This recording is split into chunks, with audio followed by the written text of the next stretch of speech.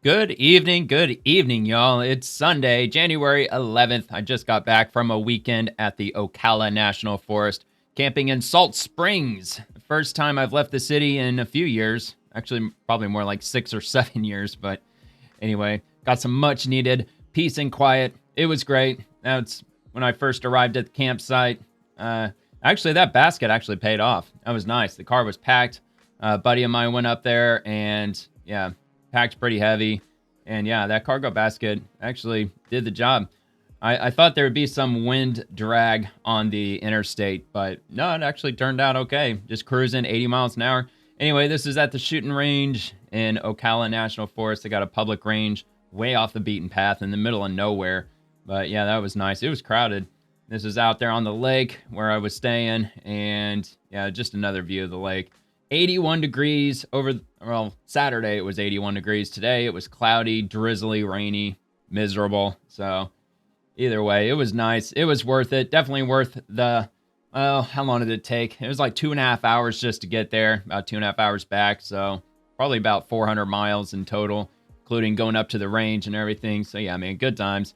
So anyway, I was just going to try and catch up a little bit on what happened on Friday and over the weekend since I didn't do the swamp on Friday. So the protests are happening. Republicans claim that we're on the cusp of housing getting more affordable after they passed a housing bill, and some other stuff happened like Venezuelan oil situation, Iran protests, and so forth. So I'll just start here with Peter Navarro. Trillions of dollars of investment commitments, foreign and domestic, are already flowing to build factories in the United States. From President Trump's Truth Social account, he's got this image from Fox News. The U.S. investment pledges countries and companies, UAE, $1.4 trillion from the United Arab Emirates. It's almost like they must have some like crazy ass money machine or something. They've got some infinite money glitch happening because they're building cities that are like straight out of the future. Those 15-minute cities and whatnot, like with Dubai and Abu Dhabi, and building those artificial islands, including the one that looks like the planet.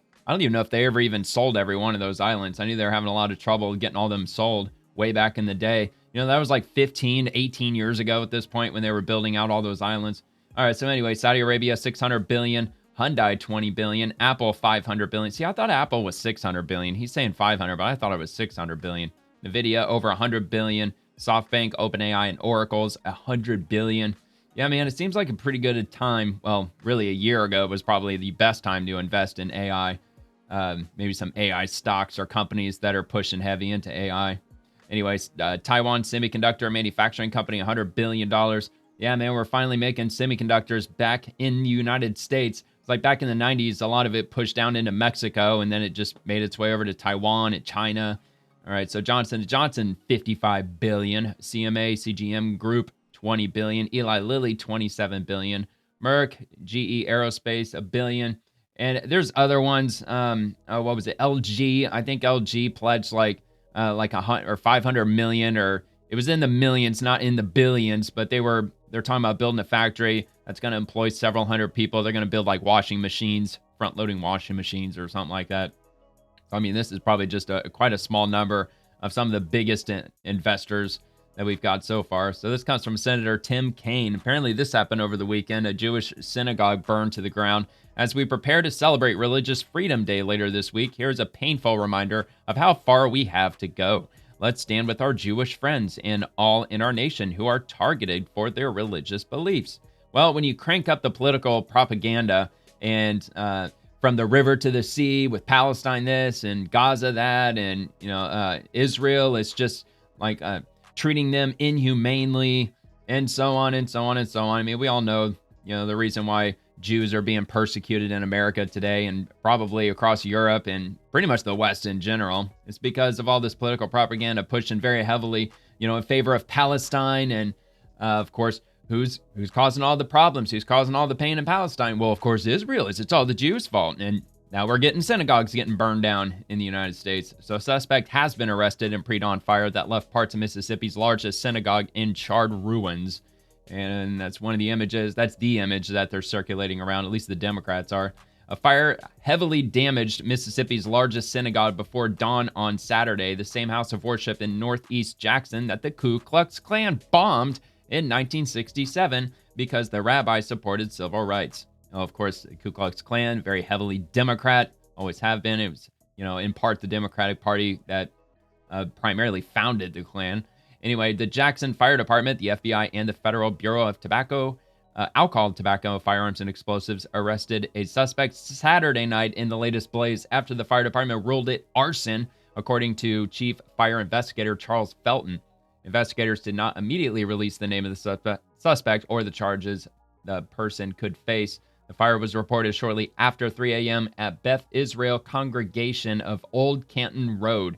No congregants were injured. The library and administrative offices of Jackson's only synagogue were reduced to charred ruins. 2 Torahs were destroyed, and 5 were damaged in the flames that erupted during Shabbat, the weekly Jewish day of rest, according to the temple leaders. 1 Torah that survived the Holocaust was in a glass case and undamaged in the fire. That's good.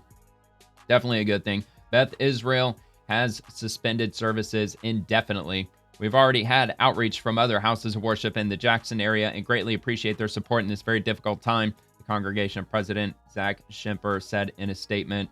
Arson is a criminal act of intentionally setting a fire to a structure, Felton, the JFD Division Fire Chief, told Mississippi Today. Investigators did not immediately know a possible motive, such as whether it was a hate crime. Of course, it was probably, of course, that was the reason. Jewish congregations have been attacked in the U.S. in the past several years, including in Pittsburgh, San Diego area, and Colleyville, Texas. The state Homeland Security Office is also assisting in the investigations, said Mississippi Department of Public Safety spokesperson Bailey Martin Holloway.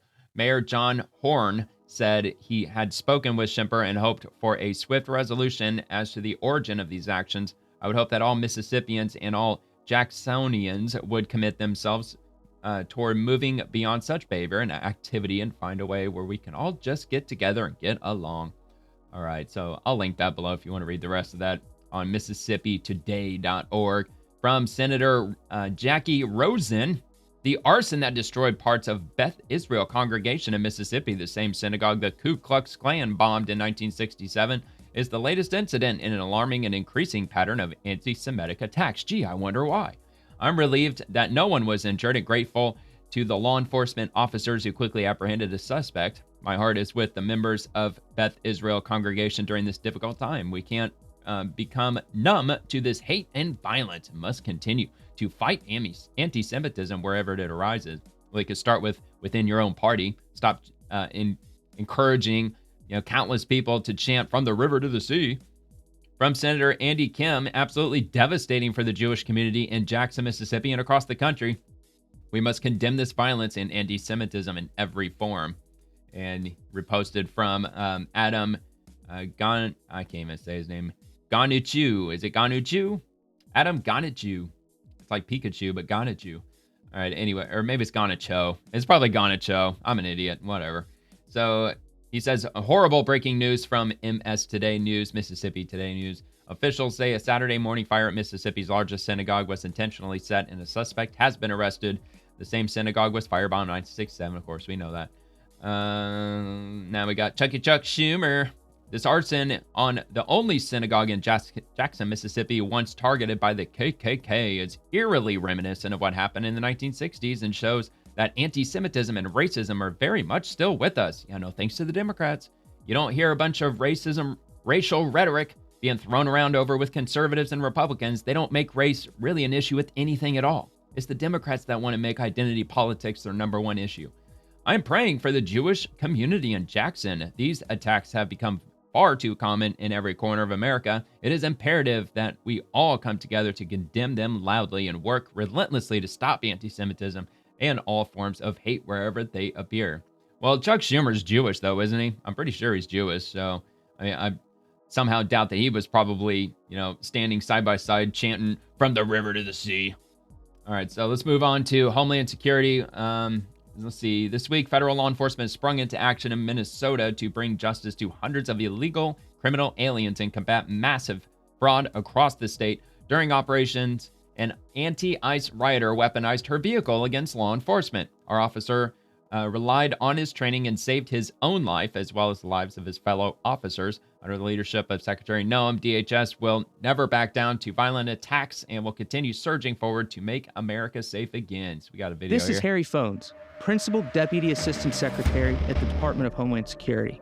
This week, DHS law enforcement surged over 2,000 officers and agents to the sanctuary city of Minneapolis to investigate the rampant fraud in the state of Minnesota and conduct targeted immigration enforcement operations. Tragically, on Wednesday, we saw the direct consequences of constant attacks and demonization of our officers by sanctuary politicians. Well, of course. A woman weaponized her vehicle to obstruct law enforcement. When officers commanded her to get out of the vehicle... Yeah, actually, my buddy and I, when we were heading up to Ocala National Forest, he was arguing, saying that it was the cop, like it was the ICE agent who shouldn't have shot, and that they were turning their vehicle away. So we got kind of into a back and forth. It wasn't a heated argument or anything. I don't get into heated arguments politically, believe it or not, even though I've got friends on both sides. But yeah, I told him this was the video that I saw. I didn't see the other one that must have come out on Friday, showing a different angle, which I'll get to here in a minute. I've got that video. But from this angle, as I explained to him, it looked like that the driver was driving directly at the agent who was taking out his firearm. And as soon as he started pointing the firearm at him, that's when it appeared that they started turning the vehicle. And by then, it was like, what, a half a second from that point to the point where he fired. So several times, she ignored them and attempted to run over federal law enforcement officers. See, that's the video I didn't see yet. An ICE officer, fearing for his life, the lives of his fellow law enforcement, and the safety of the public, fired defensive shots at the vehicle, resulting in the death of the driver. He used his training, and he saved his own life and that of his fellow officers. Our prayers are with our officers, the deceased, and her family. Yeah, of course, Democrats are trying to turn this into a George Floyd 2.0 now. Law enforcement as they work thousands of people to make protesting in Minnesota. The nation safer. And in DHS Manhattan. urges local law enforcement and the public to cooperate with ICE. A lot of money behind those protests. Murderers, rapists, drug traffickers, and violent criminals from American communities. ICE experienced more malicious treatment in Minneapolis after a Hilton hotel canceled the reservation of federal law enforcement. Of course they did. Hilton has taken action, and that hotel is no longer a Hilton location. No, they really did that? I was wondering if they were going to stand by that or not, Hilton hotels, because I figured if they were that brazen with it, because they were like, they didn't say they were going to get to the bottom of it, but they weren't going to invest, or they didn't say they were going to investigate that or anything. That hotel, that Hampton Inn location, just simply said, no, you're an immigration agent, and we don't take kindly to your kind over here. So we're just not going to allow you to keep your reservation. We're just going to cancel it. I mean, they were pretty clear with that email. Actually, yeah, he actually showed the email here, didn't he? Yeah, let me see if I can read this. So after further investigation online, we have found information about immigration work connected with your name, and we will be canceling your upcoming reservation. You should see a proper cancellation email in your inbox shortly from Hilton. And this is from Hilton. We have noticed an influx of GOV reservations made today that have been for DHS, and we are not allowing any ICE or immigration agents to stay at our property. If you are with DHS or immigration, let us know, as we will have to cancel your reservation. Please pass on this info to your coworkers that we are not allowing any immigration agents to house on our property. Reply at your earliest convenience. And that was from Hilton. Again, Hilton. They sent that email to ICE agents, for crying out loud. And who was it? It might have actually been Kristi Noem, the Secretary of Homeland Security, who came out and said that from this point on, I don't believe that she mentioned Hilton hotels. I think she said that this location, this Hampton Inn, will be taken off of any government list, not just Homeland Security, not just ICE agents, but any government entity in any way, shape, or form will never use that hotel again. So it doesn't matter who they're working for. It could be the IRS, whoever it is, that they're not going to be allowed to stay there, or at least the government won't be paying for their reservation if they decide to stay at this hotel. And it sounds like that the Hilton came out and said, okay, well, this is no longer a location for Hilton anymore. I'm surprised they didn't just fire everybody. But yeah, it sounds like Hilton just, they just decided to take it completely out of their network altogether. That's crazy. Action, and that hotel is no longer a Hilton location. All right. This week, Secretary Noem was on the front lines in Minneapolis and accompanied law enforcement as they went after the worst of the worst. The operation led to the arrest of an Ecuadorian illegal alien convicted of robbery and wanted for murder and sexual assault. I showed that on ICE is Wednesday not or allowing Thursday unjust on the swamp. behavior and assaults against them to stop them from doing the right thing, removing criminal illegal aliens from our streets. Secretary Noem also briefed for reporters on Operation Salvo, launched in New York after the shooting of an off-duty CBP officer. A lot of gangbangers, so far, illegal immigrant this operation gangsters. has arrested 54 individuals. 54 of them. Operation Salvo is sending a message to every single criminal illegal alien who thinks they can hide behind sanctuary policy. Think again and leave now before it's too late. The Coast Guard conducted 2 impressive back-to-back boardings of tankers, one in the North Atlantic and one near the Caribbean. Both vessels were either last docked at or en route to Venezuela. Alongside our partners at the Departments of War, Justice, and State. And it looks like a DHS couple is more of putting these the world's operations criminals happened on over the notice. weekend. You can run. I'm going to show but those you video can't clips hide. too. This is the America First agenda in action.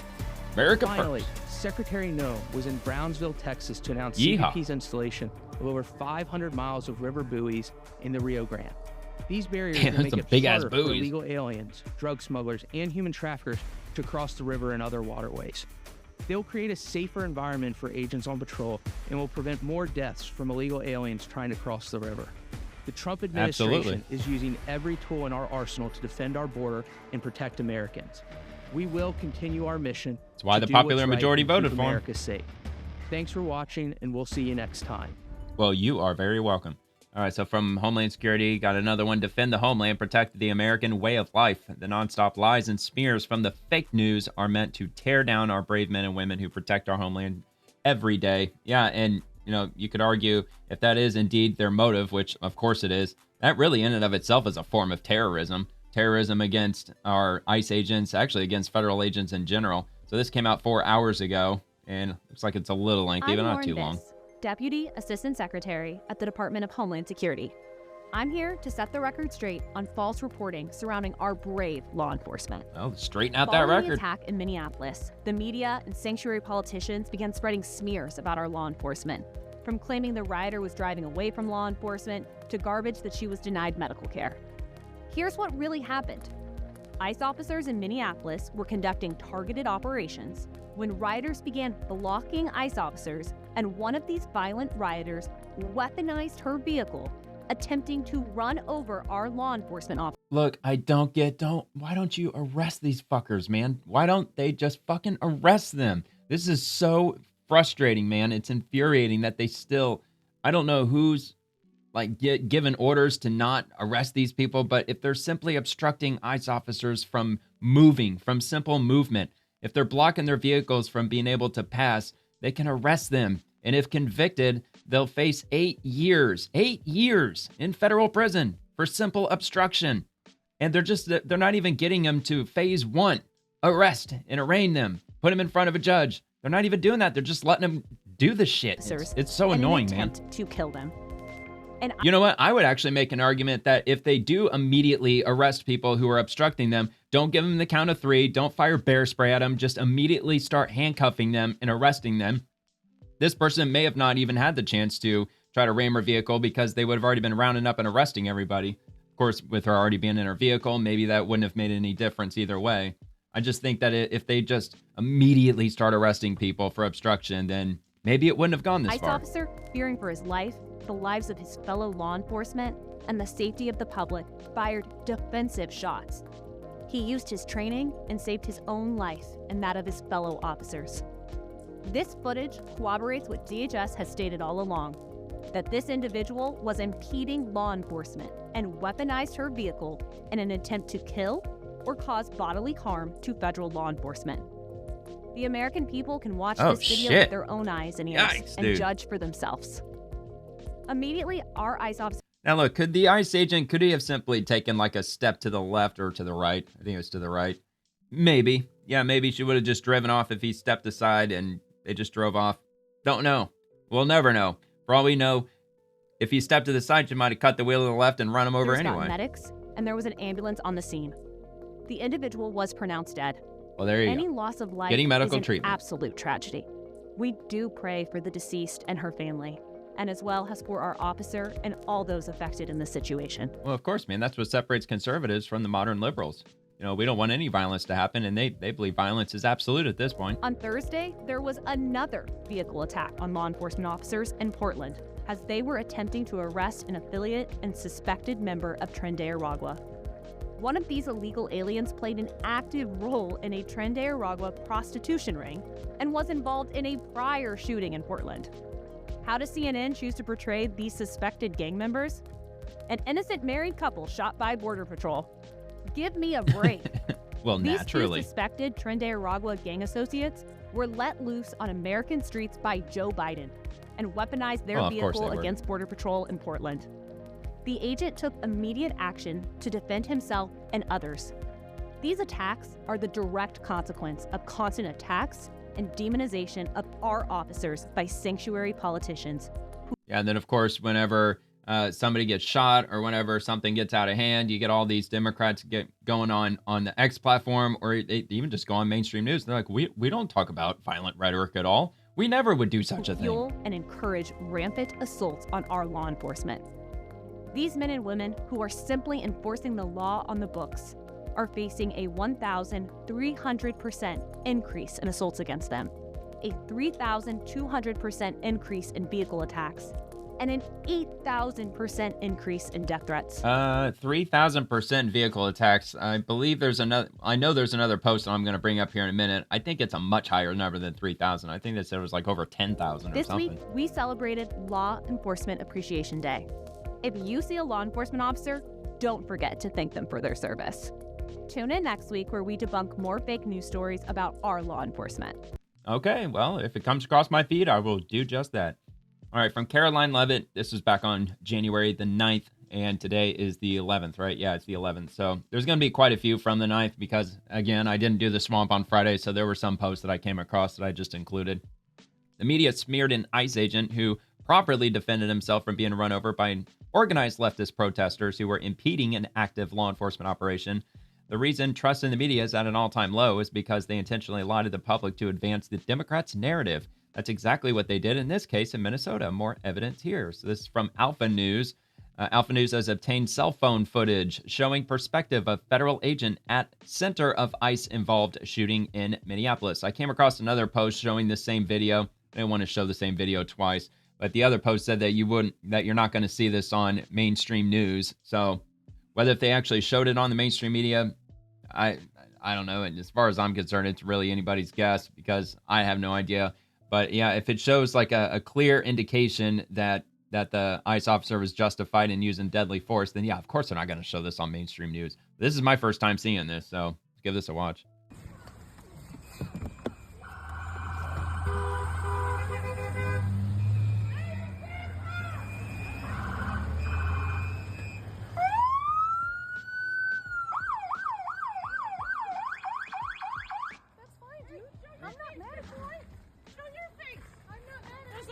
Change our plates every morning, just so you know.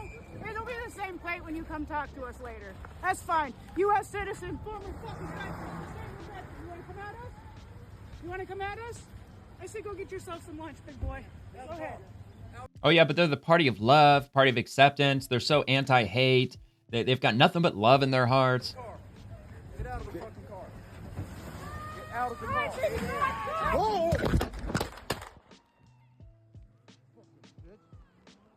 Oh shit. Even threw an F and B at the end. Well, yeah, I mean, judging by the cell phone footage, yeah, it looked like she got close, but again, can't really exactly tell. Yeah, I mean, hold on. Let me move forward here. Yeah, look, kind of looked, hold on. Yeah, it kind of looked like she was trying to drive away, you know what I mean? Like that. I don't know, man. I don't know. Yeah. Look, probably justified in doing it. I'd say probably was, because whether if he was standing in front of her or not, she was driving. She was not going to stick. She's not going to stay there, so. All right, man. I mean, I would chalk that up to FAFO. Shouldn't be doing that, lady. You should have obeyed a lawful order. Anyway, let's move on to the White House. Also January 9th, quote, a tragedy of the making of the far left. They have radicalized a very small segment of the population. What our ICE officers are doing is deporting the millions of criminal aliens that were let in during the Biden administration. Like, are they exclusively criminals who broke American laws after they were let into the country by the Biden administration? No, they're also rounding up people who are amongst them.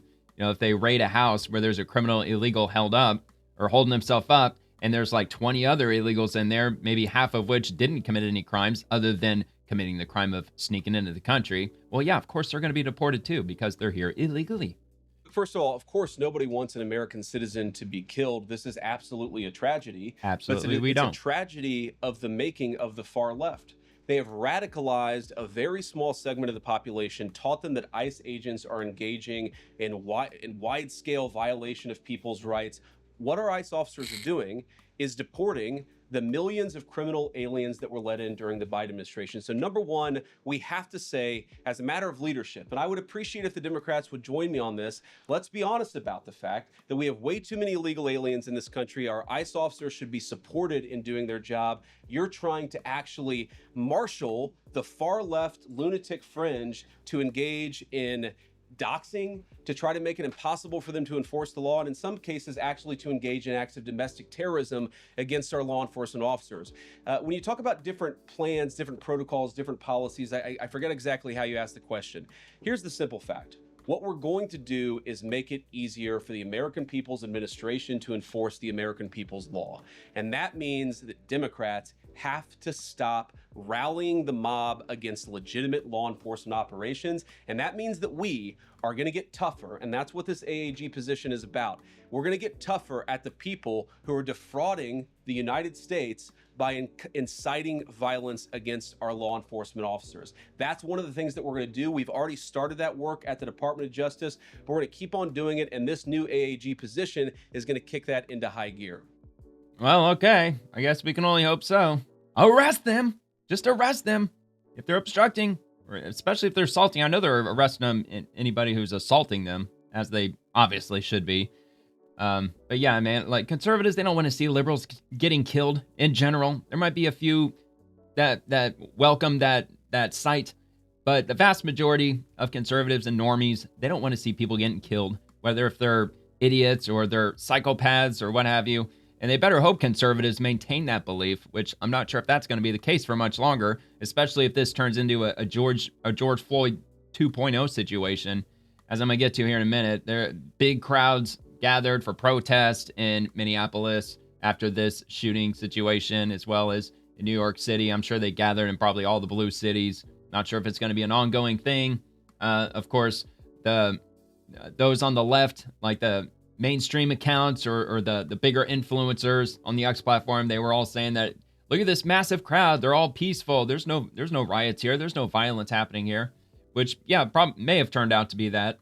But of course, you know, they don't allow independent journalists to be down there filming. You know, they'll shove umbrellas in their face. They'll put the signs up in front of their camera so they can't film anything, you know, because that's what loving and tolerant people do, right? All right, anyway, Nick Sordor, holy crap, a Somali mob just rushed ICE agents in St. Cloud, Minnesota. These guys are way outnumbered. They need National Guard support. The terrorists cannot win. Yeah, I saw some of this. It appeared that there were maybe just a handful of agents, like maybe only just those two. It wasn't like, it didn't appear as though there were dozens of agents out there and they were swarmed by hundreds, but there were a lot of Somalis that did end up showing up. Well, according to this, they were Somali, but, okay, well, I saw somewhere else that they were Somali Americans, so I'm not sure if that's exactly true or not, but, so yeah, so this happened, looks like on Saturday.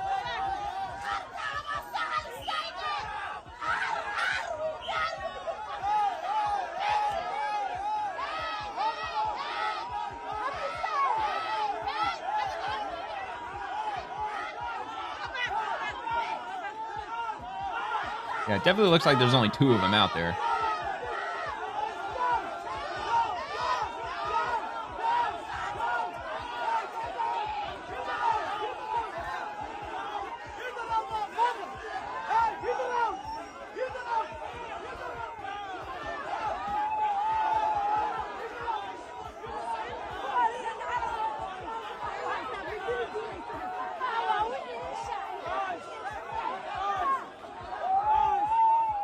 there you go. This is America in Minneapolis, at least. All right, moving on to the next one. Bo Loudon. Heartbreaking. Tom Homan just revealed the heroic ICE agent who defended himself against the vehicle ramming anti-ICE protester is now living in fear for him and his family. Pray for our heroes in ICE. Here's Tom Homan. My concern right now is the borders are. And he's, if everybody thinks he's sitting around feeling comfortable, he's not. You talked to him just minutes ago. Just as we were sitting down here, you stepped in another Dr. room Phil, and so that's spoke what he's with up the to these officer. days, huh? What did Got he a say? podcast. How is he doing? He's concerned. I've seen today his face all over social media. He's been doxxed. People are threatening to kill him. So he's not good. He fears for him and his family. Well, yeah, the party of love and acceptance. I mean, they threaten to kill people all the time. And again, let the investigation play out. Before you say you want to execute this man, let the investigation play out. There's got to be, 100 videos out there. There's going to be witness testimony, body cam footage. So, let the let's decrease the temperature here. Let the investigation play out. But this officer is not in a good spot emotionally for his family. Is he upset about what took place? Of course he is. I mean, any law enforcement officer who uses any sort, I've been around a long time. Even if it's less lethal force, if you have to put hands on somebody and take them down, it affects you. And I've never used lethal force personally. I can only imagine. I've based on my 40 plus years, I've never met an officer who had to use lethal force that felt good about it. It's I terrible, hope not. Thing to go through. Yeah, it'd definitely be somebody who would immediately have to hand their badge in if they felt in any way good about killing somebody. Good grief.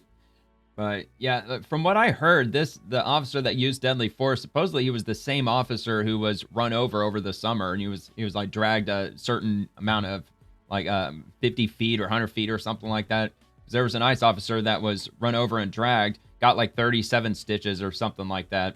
Not sure if that's actually the same exact person, but I read about that somewhere that apparently that was the same exact officer or agent. All right, so Secretary Christine Noem from 12 hours ago, so that was earlier today. You don't get to change the facts because you don't like them. What happened in Minneapolis was an act of domestic terrorism. Acts of domestic terrorism like this should be condemned by every politician and elected official. It shouldn't be hard or remotely controversial. I'm not so sure if I would classify that as domestic terrorism exactly. It's starting to get to the point where you might consider it organized domestic terrorism, if that's really a thing. I mean, just all these people just, have been long since brainwashed at this point. But anyway, this is on CNN, of all places. So the situation are that the vehicle was weaponized and it attacked the law enforcement officer. He defended himself and he defended those individuals around him. That is the definition. When there is something that is weaponized to use against the public and law enforcement, that is an act of domestic terrorism. It happened in our shores. It happened here in our country. You don't get to change the facts just because you don't like them. We will continue to look at this individual and what her motivations were. We know that there was, throughout that morning, she had harassed and impeded law enforcement operations. Mm-hmm. That raises the suspicion level with all of these law enforcement so she already did that once earlier. Paying attention to what her capacity is. Well, maybe and as not you run see on the anybody videos, over. and they've proven out that this law enforcement officer took the action that his training prepared him for, and he worked to make sure that he could save his own life and those around him. Well, and another problem in our country today is way too many young ladies believe that consequences just don't exist in any way, shape, or form. They just don't exist. I can do whatever I want. And, there's not going to be any consequences for me. I can lie, I can cheat, I can steal, I can do whatever I want. And, I'll just play the poor woman card. Not saying all women, probably not even most women even think that way, but there are a lot of them who do. That's for sure. RNC research 10 hours ago, former military officer and Bronze Star recipient Dave Urban destroys Democrats' smear campaign of the innocent ICE agent who acted in self-defense. And they give a quote. So we'll just play the quote. When she showed up that morning, she weaponized that vehicle. Jake, she could have been standing there with a Glock on her hip, okay? The police wouldn't have fired at her. They said, please get out of the car. She didn't get out of the vehicle. When she revved that vehicle engine, when she revved the engine and proceeded forward, she weaponized it. That officer did not have the hindsight of hours of watching videotape. He had a microsecond to make a decision whether to fire her or not to fire her. Do you think he wanted to end somebody's life that day? No.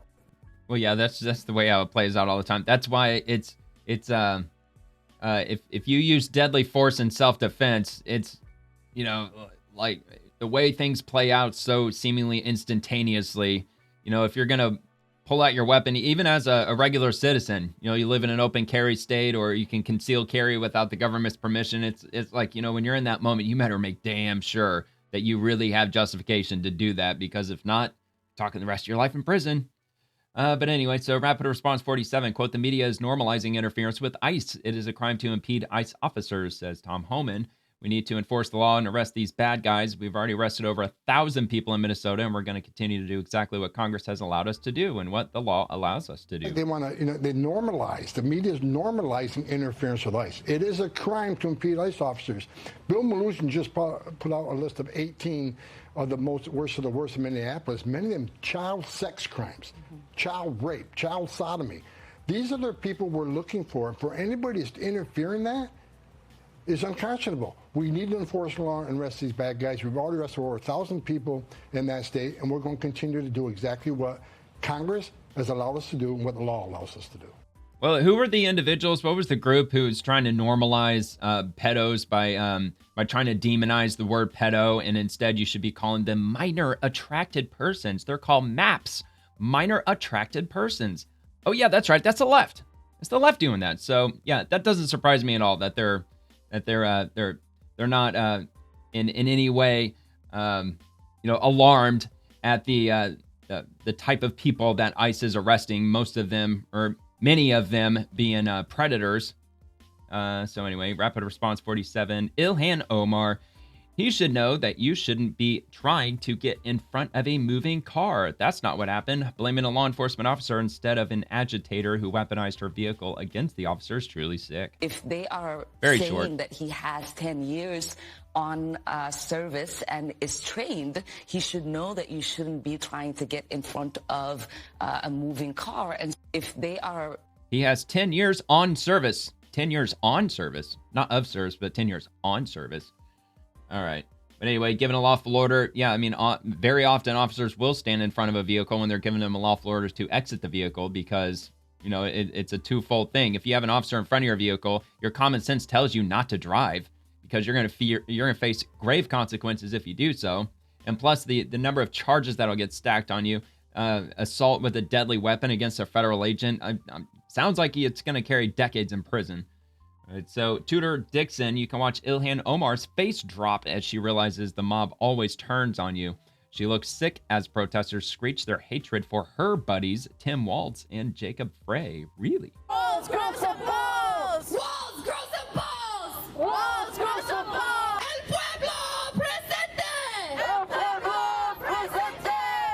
He was taken by ICE just the other day! Somebody say shame! They murder when they ignore calls from people who really need them! Septum piercing. Septum alert. So to Jacob Frey, we say fuck you! You are not doing enough!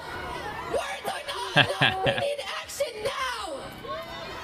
Same goes to Tim. Come on, Ilhan Omar, raise your fist. Think it's gonna help anybody Scream bring the shame. National Guard to Minnesota? No! Stop the war on the people! Oh man, that is hilarious. Talk about fractured. All right, so anyway, this is from yours truly. All right, so hold on. Let me read this one first. Kyle Cheney, breaking a day after the Minneapolis shooting, Secretary Noem quietly signed a new policy barring congressional visits to ICE facilities without a week's advanced notice. And I believe it is in the federal law somewhere that members of Congress, they don't have to give any notice whenever they show up to any federal facility, I believe. I think it doesn't only include just ICE detention facilities. I believe that they can show up anywhere unannounced because, you know, they're lawmakers and they have that ability. They have that right to do that. But anyway, Secretary Kristi Noem, now she's directing, the Trump administration, not sure, but she's instructing members of Congress to give 7 days notice before they show up to a facility. I can't say I exactly agree with that. If it's in the federal law that they can show up unannounced, they can show up unannounced. Let them in, let them tour it around, let them do their thing, let them spin their stupid narratives however they want. And like I said here, let them inside so they can spin their narrative, while Republican lawmakers visit blue city jails unannounced and let Americans decide who's being treated worse. I think that's what they should do. I think that would even the playing field a little bit because, I mean, given 7 days notice, why do they really need to have 7 days notice? Maybe 7 hours notice. That way they can, if they're processing dangerous criminals, if they're worried about members of Congress getting attacked while they're inside the building because there's detainees in there that are being processed, they're being moved from place to place. They don't have them on constant lockdown all the time. Maybe they got to go to the bathroom. Maybe it's time to eat. Maybe it's lunchtime or something. So they have to gather them together to feed them or something. I don't know. I don't know exactly what goes on in the facilities, but I think 7 days, it's a kind of overkill in my opinion, but that's just my opinion. I don't know what's going on in these facilities. So anyway, it says, okay, so this is from Kristi Noem, memorandum for Todd M. Lyons, who's the acting director for U.S. Immigration and Customs Enforcement, Holly C. Meringer, who's the senior officer performing the duties of the chief financial officer. And the subject is congressional access to alien detention facilities, access policy, and use of appropriations for enforcement. Let's see. In June of 2025, following significant and sometimes violent incidents at ICE facilities, I directed that requests by members of Congress to visit an ICE facility be submitted at least 7 days in advance of the visit. Oh, so that was way back in June. I thought it was 3 days back then, but now she bumped it up to 7. So it continues, DHS also determined that because ICE field offices, including holding facilities, are not detention facilities, they are not subject to the same requirements as detention facilities. On December 17, 2025, in Negus versus ICE, the U.S. District Court for the District of Columbia stayed this guidance, concluding that DHS's policy is inconsistent with Sections 527B of the Department's appropriation. That appropriation states, among other things, that none of the funds appropriated or otherwise made available to DHS may be used to prevent members of Congress or certain congressional employees from entering for the purpose of conducting oversight. Any DHS facility used to detain or otherwise house aliens. The district court also found that covered facilities for purposes of Section 527B include field offices and holding facilities. I disagree with this decision, but as even the district court explicitly acknowledged, funds deriving from the One Big Beautiful Bill Act are not subject to Section 527's limitations. Accordingly, effective immediately and to ensure compliance with this court order, I am issuing this new policy. Facility visit requests must be made a minimum of 7 calendar days in advance. Any request to shorten that time must be approved by me. Visit requests should be submitted during normal business hours to the Office of Congressional Relations at Congress too. Okay. Anyway, visit requests are not considered actionable until OCR acknowledges receipt of the request to the requester. Requests received after hours or on weekends, holidays will be confirmed on the next business day. OCR will work with the appropriate ICE field office to coordinate the visit request and will confirm details as soon as practicable. Visit requests should include the date of the proposed visit, the visit's location, the duration of the visit, and the names and titles of all participants. Only members and congressional staff scheduled and confirmed for the visit will be allowed to participate. Dude, this is ridiculous, man. I thought they were allowed to go in there without any notice. I mean, it just doesn't make any sense to me why they've got to give 7 days other than, yeah, there's dangerous criminals that are in the building. I mean, why do you need 7 freaking days? I mean, it does, from my opinion, it does sound like that they might be wanting to try to hide something, because why would they need 7 freaking days? And also, why aren't members of Congress allowed to visit the field offices? Why does it only pertain to detention facilities? Shouldn't members of Congress be able to walk into any government facility, whether if it's in law enforcement or like management and budget or whatever it might be? I don't get why they shouldn't be restricted from visiting pretty much any part. The only exceptions I could think of might be in like the dark halls of the CIA or in certain areas of the Pentagon, places like that, where things just from national security reasons may have to require a certain time frame or some advance notice for members of Congress to show up. But All right, anyway, let me finish this up. So ICE must ensure that this policy is implemented and enforced exclusively with money appropriated by the OBBBA. To that end, any time or resources spent conducting activities otherwise subject to Section 527's limitations must be appropriately logged and funded from OBBBA funding. Given the extent of the funding made available to ICE through the Beautiful Bill Act, I anticipate there is more than sufficient funding available for the limited expenses associated with implementing and enforcing these policies. The basis for this policy is that advance notice is necessary to ensure adequate protection for members of Congress, congressional staff, detainees, and ICE employees alike. Look, just put them in their holding facility, put them in their holding cells or whatever. Look, I'm sure that some of these processing centers, because I know that they've acquired buildings that are not jails. Like they would acquire these buildings, they would take a lease out on the building, and they would use this building as a processing center. Maybe it looks like it was a former community center or something like that. So it's not like every one of these ICE buildings that they're holding immigrants in, like they don't have like a whole, like a whole facility filled with holding cells, jail cells, things like that. So, I mean, I can understand how they might have to maneuver certain things to make it so that members of Congress may not be injured in the process of visiting. I don't know, man. There's got to be a better way of handling this, because at the point where it takes them 7 days to lock everything down and make it clear for them to pass, why not just do that when they show up? All right, they show up. Okay, just give us about 10 minutes. We're going to get everybody locked down, and then you can come right in. I just don't get why it would take so long. The basis for this policy is that advance notice is necessary to ensure, okay, I think I already did that. Oh, wait, no, maybe not. To ensure adequate protection for members of Congress, congressional staff, detainees, and ICE employees alike. Unannounced visits require pulling ICE officers away from their normal duties. Moreover, there is an increased trend of replacing legitimate oversight activities with circus-like publicity stunts, all of which create a chaotic environment with heightened emotions. Look, that's really the reason. That's the number one reason why they want like a ton of like 7 days ahead, because anytime that members of Congress are showing up to these facilities, they're like 100% Democrats. They're always Democrats. And yes, they want to turn it into a circus. They want to spin like any and all narratives that they could possibly spin to make it look like, oh, they're treating them so inhumanely. They're locking them in like animals and kids in cages and all that nonsense.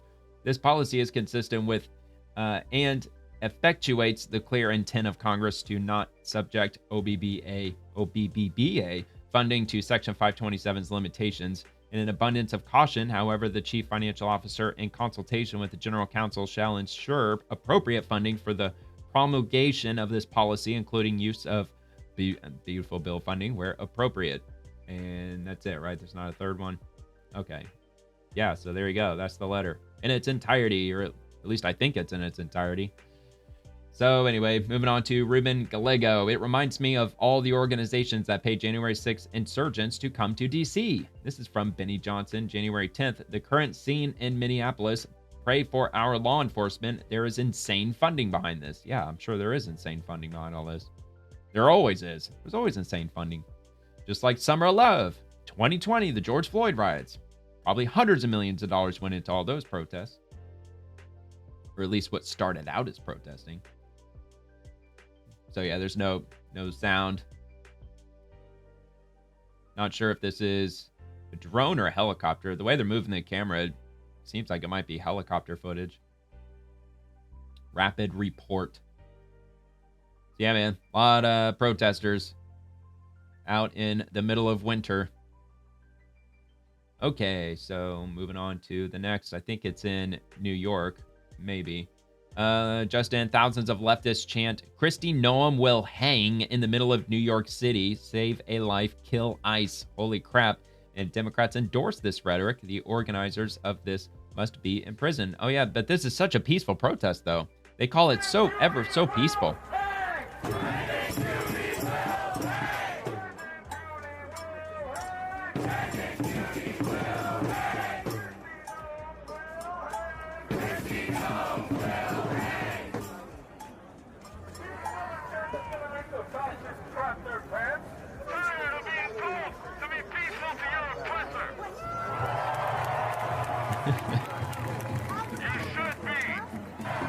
It's just hilarious where they say, we're going to hang the Secretary of Homeland Security, and we're so peaceful. Like, it's almost in the same breath. We're going to peacefully hang her. Okay, so that's what they're going to do. We're going to peacefully execute people. We're going to peacefully firebomb buildings. We're going to peacefully assassinate, so on and so forth. That's how they play the stupid word games.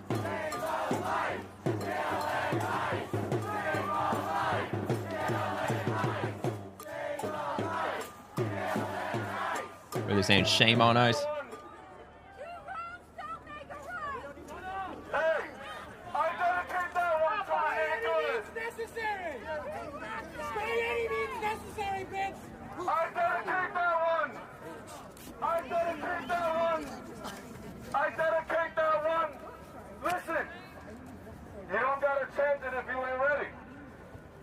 But some of us are pissed off, aren't we?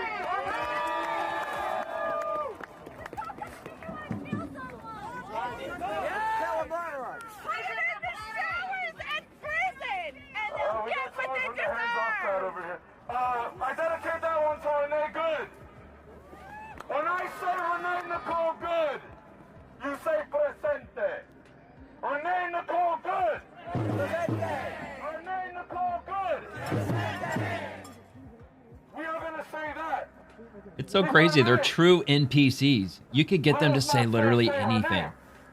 Like, no matter what. They'll say, maybe instead of, like, you know, Trump 2028, you probably couldn't get them to say that. Nobody forgetting Renee Good. She has achieved the highest honor a white person can achieve. Race traitor. She was not just an ally. She is now bestowed the honor of accomplice. Renee Good! Renee Good! A quick note about Minneapolis. Hey, how many of you know that Hilton hotels have contracts with ICE? They're going to boycott Hilton now? Yeah, because these people always stay in hotels all the time. You know, they totally have jobs that they have to travel for.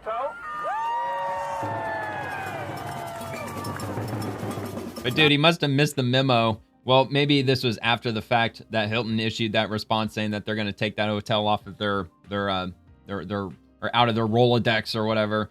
But initially, Hilton was on y'all's side, you idiots. The Hilton chain kicked that hotel out of the chain. Okay, well, there you go. We love Hilton. Okay, now we hate Hilton. Held accountable for their collaboration. Corporations must be held accountable for their collaboration. Okay, so I have a wild prediction. It seems almost impossible, but I kind of have just a fleeting gut feeling that maybe perhaps some Hilton hotels might end up getting their windows smashed, and tons of protesters and violent rioters might start showing up at Hilton hotels now. Maybe more specifically in New York City, at least. How many of y'all know ICE and the Israeli army trained together? I mean, when... Fuck Israel! I'm gonna bring back the hardest chance in 2025, and I want to see... Yeah, but see, all the Democrats are saying like anti-Israel must be condemned. That anybody who's chanting anti-Israel rhetoric should be condemned for what they're doing. But at the same time, they don't do anything to cool down tensions. Jump up and down. Of course, Democrats make it sound like that is the conservatives who are being anti-Israel.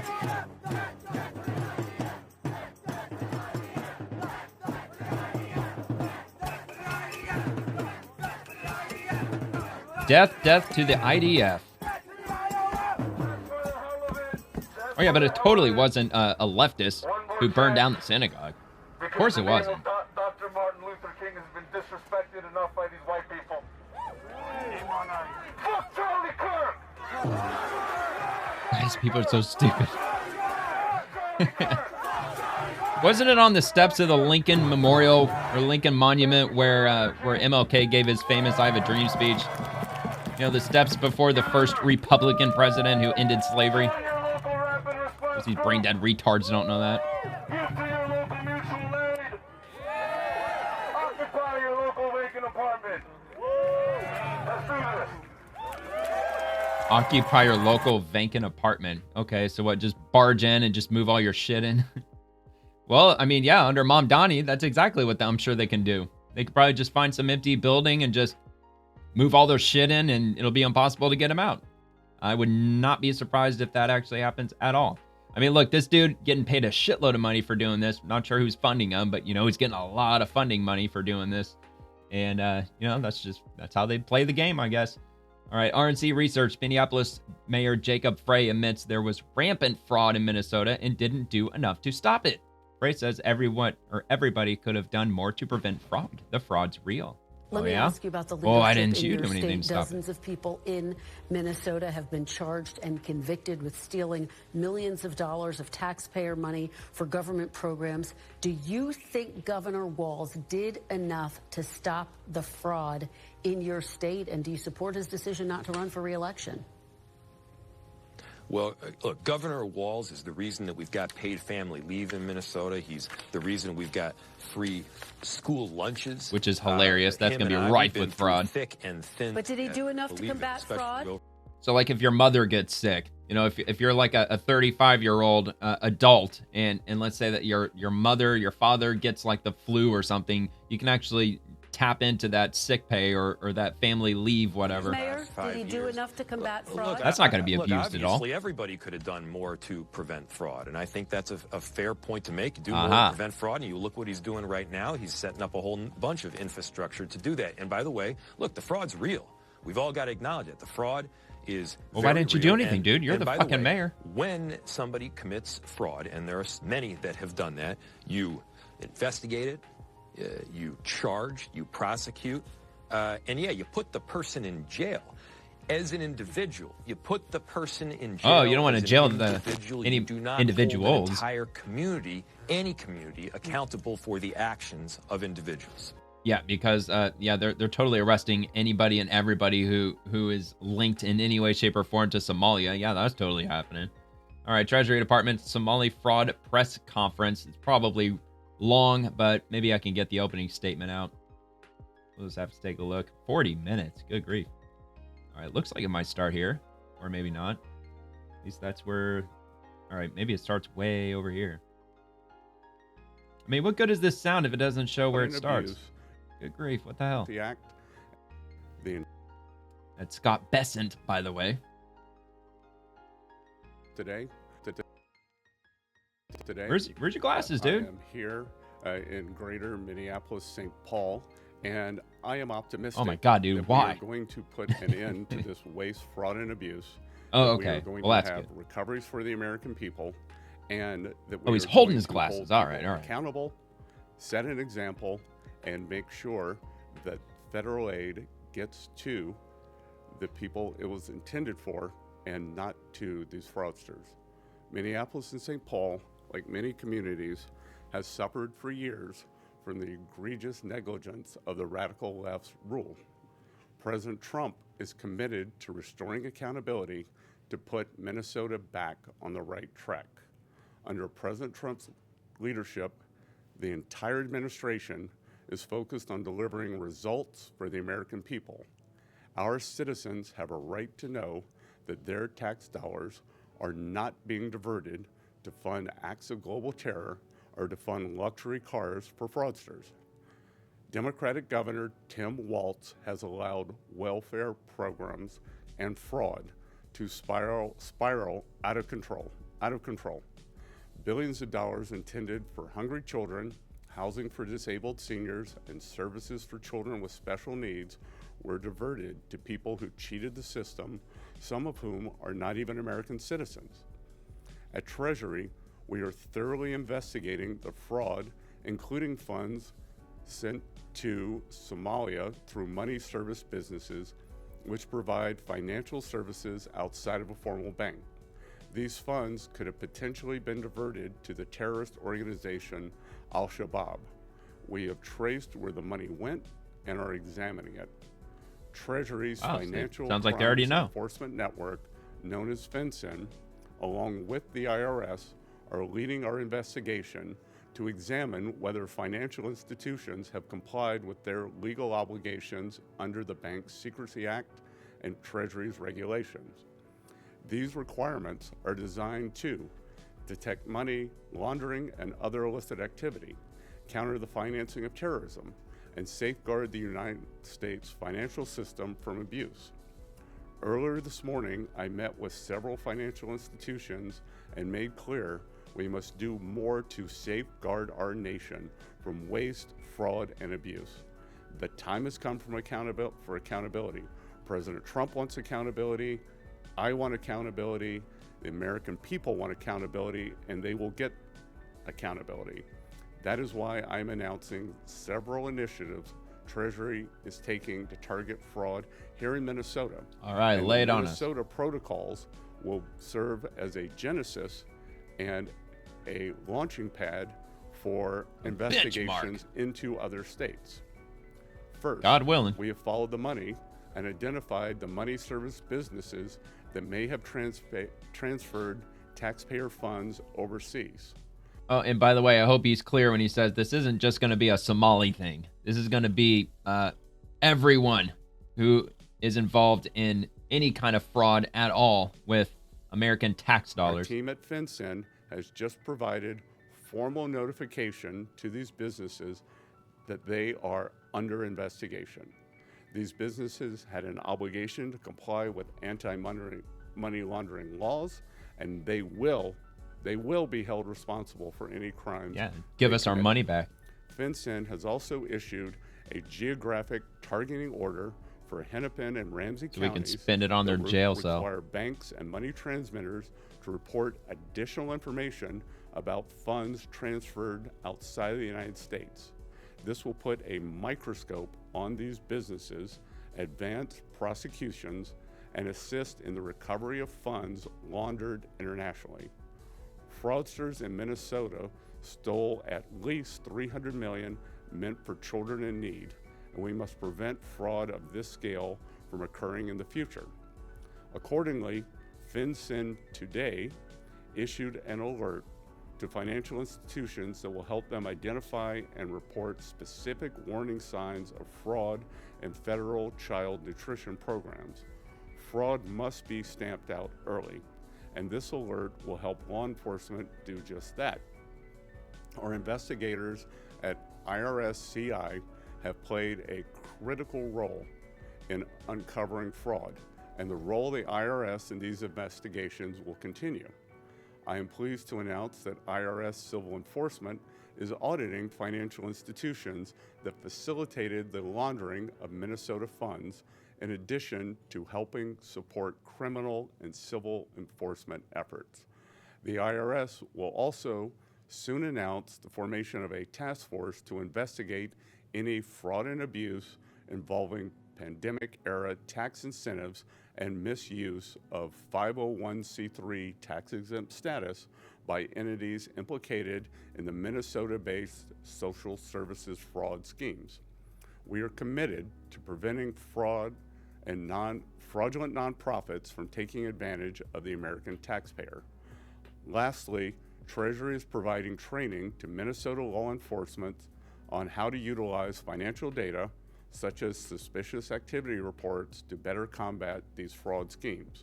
We will not let the incompetence and recalcitrance of Governor Walz stop law enforcement from holding these perpetrators accountable.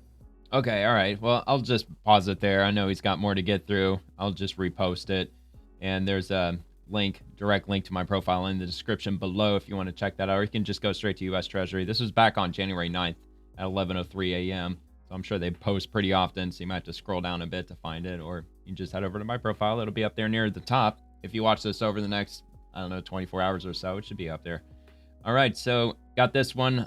Low IQ from Alexander McCoy. I think there's a very strong case that ICE officers shouldn't be allowed to carry firearms at all. Of course, another anti-Second Amendment absolutist or anti-absolutist.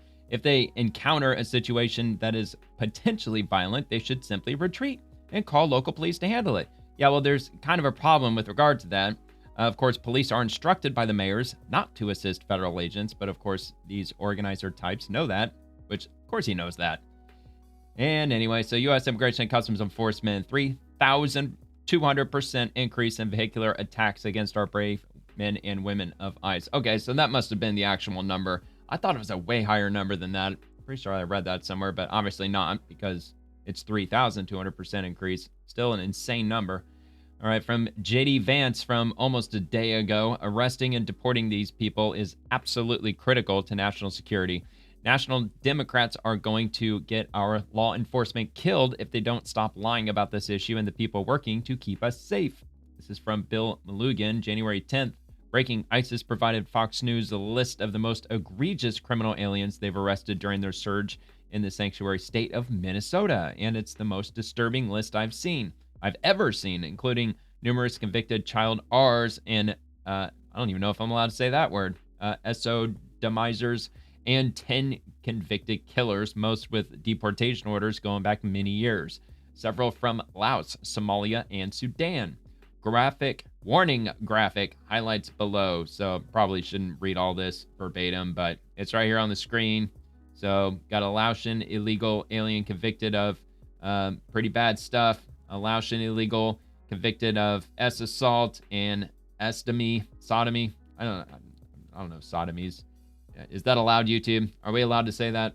All right, Chong Vu, a Laotian illegal convicted of strong arm R, kidnapping, and it goes on and on. There's a lot, man. Look at this list. This list is insane. These are all in Minnesota. All these Minnesota, some of the worst of the worst. ICE says all of these criminal aliens were roaming freely in the sanctuary state of Minnesota prior to arrest, and that these are the types of people that politicians and activists are referring to as their neighbors as they attempt to interfere with ICE. Of course, that's what they would call them. They're innocent neighbors. They're just minor attracted persons. I mean, why do you gotta give them such a hard time? They're just innocent, non-American, undocumented citizens. All right. And from Rep. Mark Harris, over half of all in North Carolina trucker licenses were illegally issued to foreigners. That's not incompetence, that's negligence. North Carolinians deserve answers now. In U.S. Department of Transportation, Trump's Transportation Secretary Sean P. Duffy exposes over 50% of North Carolina trucking licensees for foreigners were issued illegally. January the 8th. So yeah, man, just a couple days ago. Is North Carolina going to do anything about it? Certainly hope so.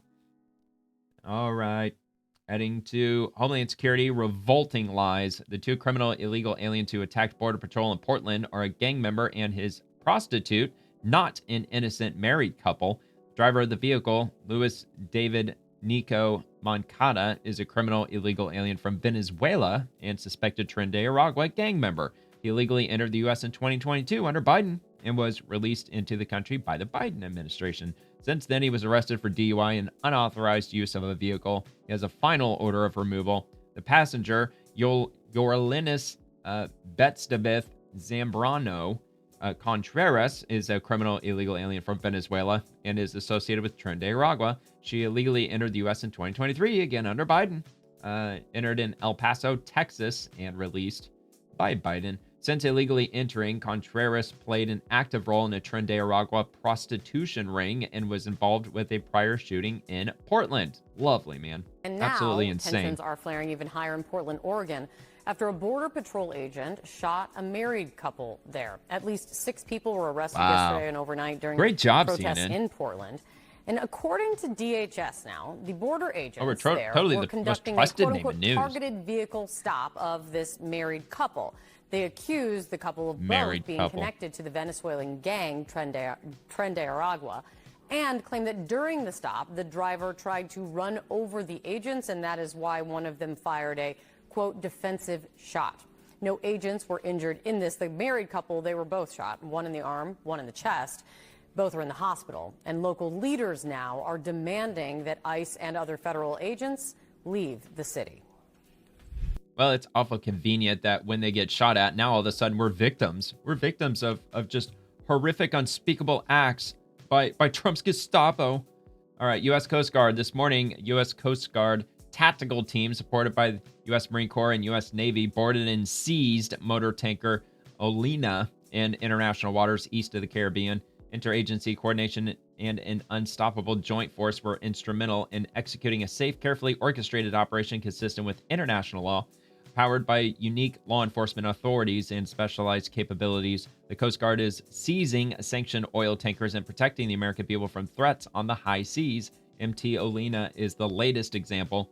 Bravo Zulu to our maritime fighting force and our partners at Department of War and State Department for their relentless execution of this mission.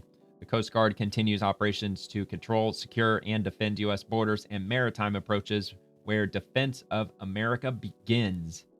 And are they going to have any sound with this? No, they're not going to. Yeah, whenever they got footage like this, looks like drone footage. Very close to the water, though. Oh, man, they're panning all around. Really close. Damn, dude, they were like right on top of them. Scaling down the helicopter, roping down. I can't remember the term for that. Sliding down the rope. And boarding the vessel. Seizing the vessel. One by one. I'm assuming this was in the middle of the night. That's probably why we're only getting, what is this, like night vision, infrared footage.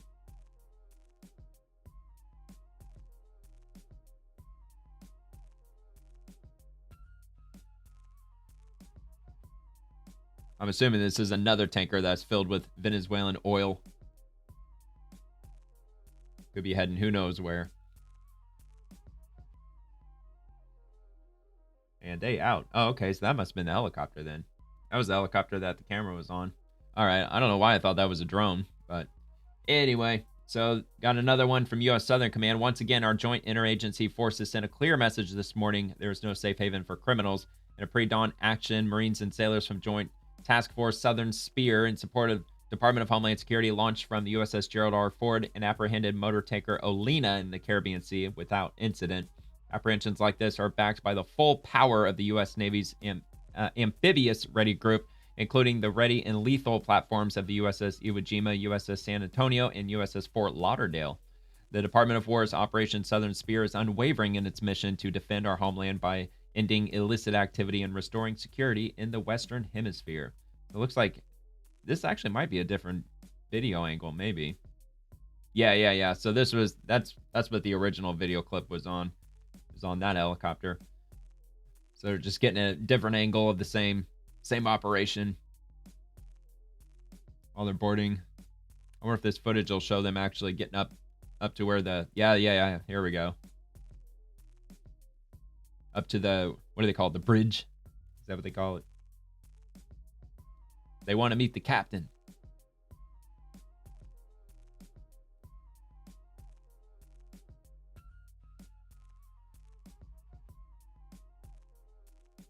All right, well, there you have it.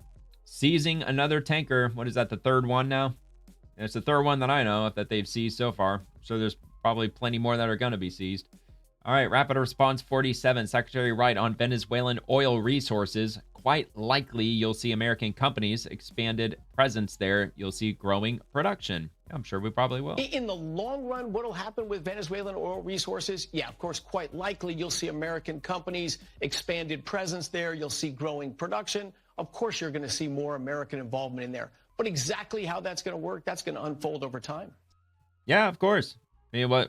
Wasn't it primarily American companies that were down in Venezuela 25 years ago? All right, so from the White House, quote, there will be no more oil or money going to Cuba. Zero. I strongly suggest they make a deal before it's too late. Thank you for your attention to this matter.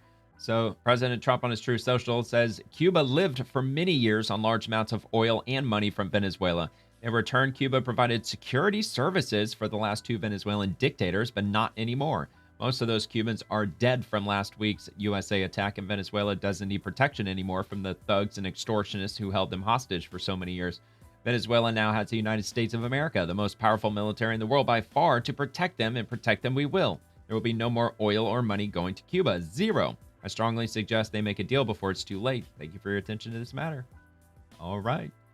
And rolling on to U.S. Immigration and Customs Enforcement. Convicted for abusing a minor, he served a mere 18 months of a 25-year sentence.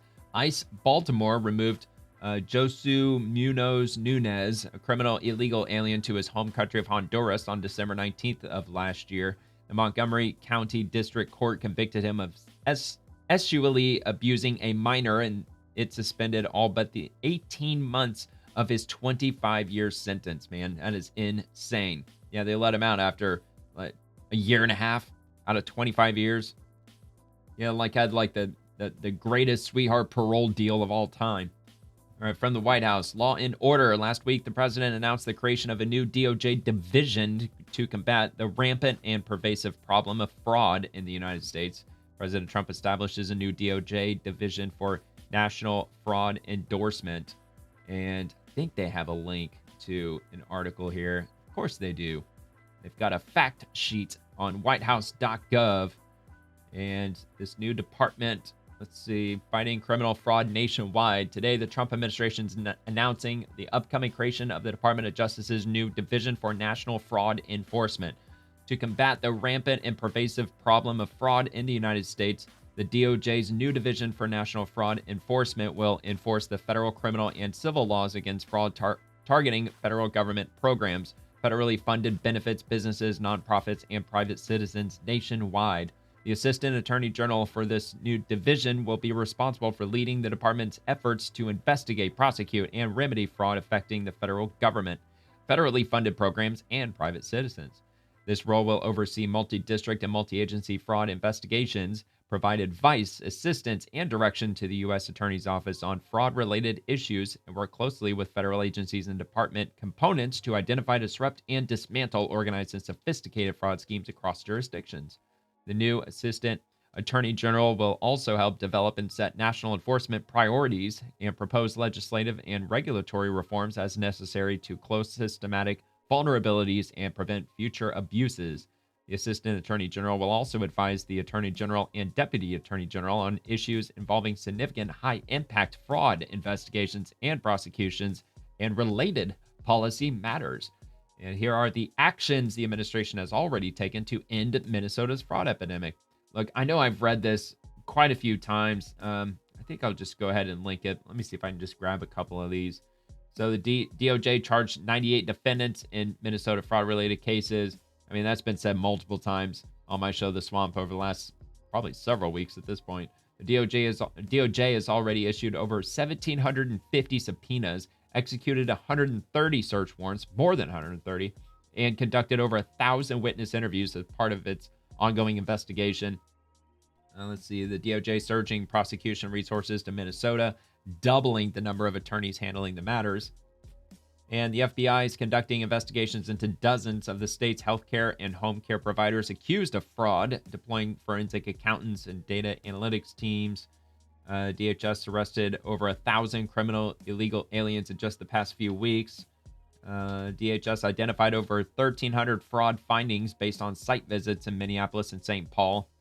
Also, I think it was a Small Business Administration. They halted further funding and Small Business Administration loans. It was something like 8,000 or 6,000. Actually, I think it was 6,000 different businesses across Minnesota, because they're all suspected of fraud. Oh, here we go. Small Business Administration halted annual grant payments to Minnesota. The agency also suspended 6,900 borrowers in the state. So right there in the middle, about practically 7,000, due to approximately $400 million in suspected fraudulent activity, banning the individuals from all further loan programs, including disaster loans. All right, so I will link that below if you want to take a look at the rest of that information. And let's see. Another one from ICE. It's Wear Blue Day. Are you wearing blue in support of human trafficking prevention today? This was 8 hours ago, so that was today. Join our DHS Blue campaign partners to learn more about this National Slavery and Human Trafficking Prevention Month, which, of course, we all know the Biden administration allowed hundreds of thousands of children to disappear into our country. So there's arguably hundreds of thousands of children being trafficked all over the United States as you hear this and as I say it. And this is the president's proclamation with regard to human trafficking, National Slavery and Human Trafficking Prevention Month. And it's a bit of a long proclamation, but I will link this. Let me see if I can read just the first part here. Zoom out so I can get all of it in frame. This National Slavery and Human Trafficking Prevention Month, my administration renews our commitment to end the evil of human trafficking, restore law and order across our country, protect the most innocent among us, and ensure that every trafficker faces the full force of American justice. Under the previous administration, hundreds of thousands of unaccompanied children who entered our country were lost, with many being placed in the hands of smugglers and traffickers. This was not only a failure of policy, it was a moral catastrophe that allowed perpetrators of modern-day slavery to exploit our country and borders. Since returning to office, I have taken unprecedented action to shut down these human trafficking pipelines, rescue the innocent children put in harm's way, and end the reckless policies that enabled this crisis. You know, you think that Democrats and Democrat politicians would be celebrating the Trump administration's move to combat human trafficking because, you know, the previous administration allowed hundreds of thousands of children to be trafficked into the country. But no, of course, they don't want to take that stance. They just want to pretend that that's not happening at all. You won't hear a word from that with all of that happening over on the left. I don't want to talk about that. Rep. Marionette Miller Meeks, MD. Today on National Human Trafficking Awareness Day, we stand with survivors, honor those we have lost, and reaffirm the importance of making space for victims' stories to be heard. If you or someone you know needs help, call the National Human Trafficking Hotline at 888-373-7888. National Human Trafficking Awareness Day.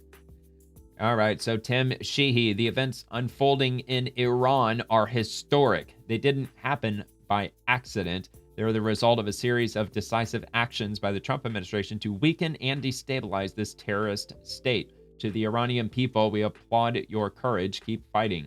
And from what I read the other day, and I read it on, I want to say it was on Thursday's episode, that the primary driver for this mass protesting happening in Iran is because the value of their currency has absolutely tanked. Like inflation went up is something like over 100% over the last year. So their money is pretty much being rendered just valueless. I mean, there's still a little value, but it's something like 20 million, or no, it probably wasn't that much. It was like 2-3 million Iranian dollars. They're not dollars. I don't remember exactly what they are, but for every USD, every $1 US, it's like 3 million Iranian dollars or something like that. And like it was like 10 years ago, it was like 35,000 Iran dollars for every $1 US. So it's like inflated like 50x over like the last like 8-10 years, somewhere around there. I don't know, not exact on it, but I'm pretty close with that estimate. So Tim Sheehy, smoke him if you got him. Damn, dude, that's a spicy image. All right, so Dr. Malouf, an Iranian girl, burns a picture of Ayatollah Khamenei and lights her cigarette, a new trend in Iran. Young Iranian women are leading the revolution against the Islamic regime. Dude, yeah, man, they're being just right up front brazen with it. Oh, okay, so this is a video. I was wondering if there was a picture or a video.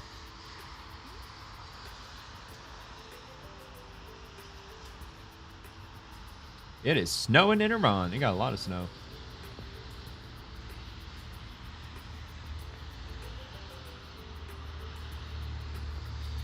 Yeah, that's pretty brazen, man. Got a lot of guts.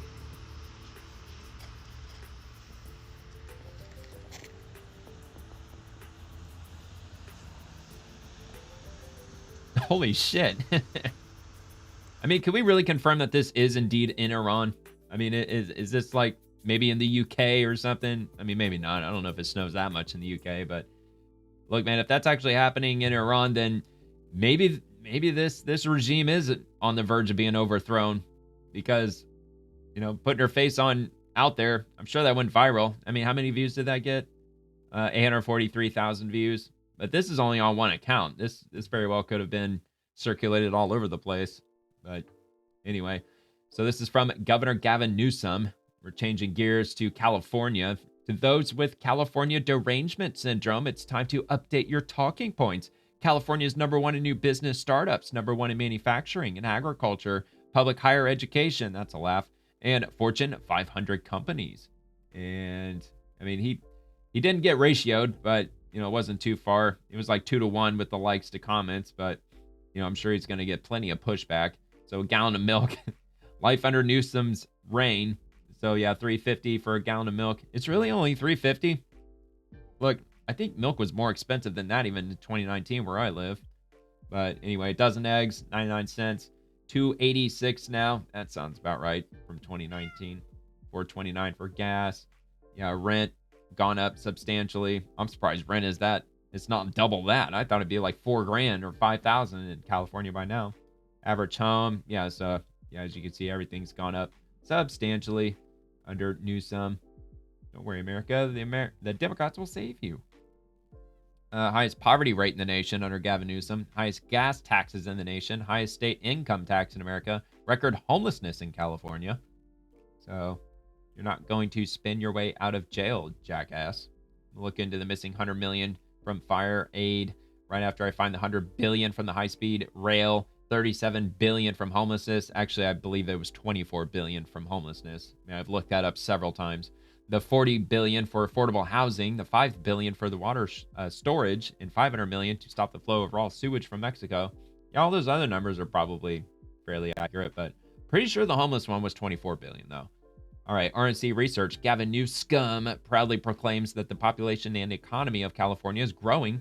In reality, more people are moving out of California than any other state, and the projected budget deficit is a staggering $18 billion. Good because our grief. economy's growing. Our population's growing.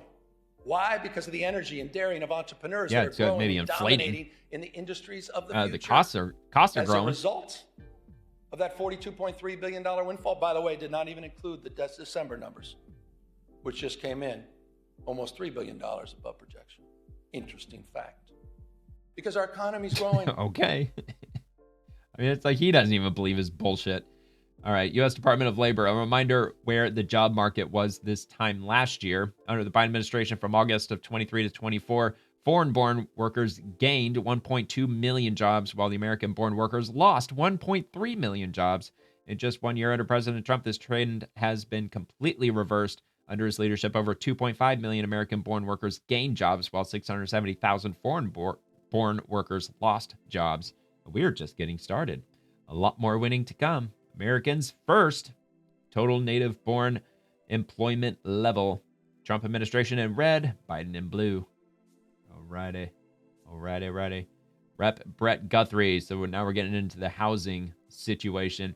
For years, big government regulations have driven home costs through the roof, locking millions of Americans out of the American dream. Today, the House voted to pass the Affordable Homes Act to eliminate duplicative regulations and lower the cost of manufactured homes for hardworking families. Look, man, Americans don't want to live in pods. All right, Republicans, that's not what Americans. We don't want to live in tiny homes. We don't want to live in mass-produced, manufactured assembly line homes. Like, look, a lot of people do. A lot of people live in like prefab houses and mass-produced homes and even RVs, tiny homes, things like that. But that's not what the average American wants. The average American wants like a 3-bedroom house, 3-bedroom, 2-bath, white picket fence, that kind of thing. But look, I guess this is better than nothing. I guess at this point, with as insane as the housing market is, I guess we just take whatever we can get at this point. But yeah, man, they're not doing nearly enough. They keep talking about interest rates, housing interest rates. If we drop the interest rates, that's going to make everything better. Even Trump himself is saying that. No, President Trump, that's not going to make anything better. It's not going to make the housing market any better, especially not ultimately. Look, if they drop the interest rates all the way down to zero, if interest rates drop to zero for mortgages, and if you could lock in a 0% mortgage for a 30-year period fixed, the average American still can't afford the house because the average house in America it's like $400,000. The average American family can't afford that, even if you don't factor in any interest. If you only had to pay off the principal, I still don't believe that the average American can afford that. I don't know, maybe I'm wrong. All right, so Rapid Response 47, you know where red tape is most egregious? Blue states where no one can build, says acting CEA 47 chair, that is Council of Economic Advisors Chair Yared Pierre on housing. Quote, blue states are riddled by red tape and bureaucrats that are preventing construction. President Trump is committed to fix it. Yeah, I'm sure it's all about environment this, and climate change that, global warming this and that. Of course, wouldn't surprise me. There's a lot of politics involved, and sometimes a lot of hypocrisy comes out from the left. What I can say is that President Trump is 100% committed to ensuring affordability for everyone. And you know what's interesting from that tape? They mention red tape. You know where red tape is most egregious? It's egregious in blue states. If they want to lead on this subject, let them lead within their own states. Let them cut the red tape within their own states, because these home affordability problems, while they're pervasive everywhere, they're even worse within blue states where no one can build. Do you know where manufacturing jobs have been shed? Do you know where construction jobs have been shed? That is happening in blue states, which are riddled by red tape and bureaucrats that are preventing construction from happening. And President Trump is committed to ensuring affordability, to ensuring that we can build, to ensuring that first-time home buyers will have a shot at buying a home and building families in those homes. Well, look, maybe it's a blessing in disguise. Maybe that means that more people are just going to have to live in red states and allow these red states to just get redder and redder. That way, less people are moving into blue states and getting radicalized by the left. All right, Congressman Gabe Evans, the American dream should be affordable. The Affordable Homes Act removes unnecessary red tape, lowers housing costs, and helps millions of families access affordable manufactured homes. That's how we restore U.S. home ownership. Median-priced home costs more than 40% of the typical family's income. Yeah, it's probably more like over 50% probably. All right, so Congressman William Timmons proudly voted yes on H.R. 5184. House GOP just passed the Affordable Homes Act to cut needless regulations and make it easier to build affordable homes. South Carolina families deserve attainable homeownership, and we're working every day to make that a reality. Restoring the American dream, H.R. 5184, Affordable Homes Act. And from the White House, the American dream is back. President Trump has taken a major step in restoring the American dream by banning large institutional investors from buying more single-family homes. Now, that is one way that you can get the housing market at least heading into the right direction.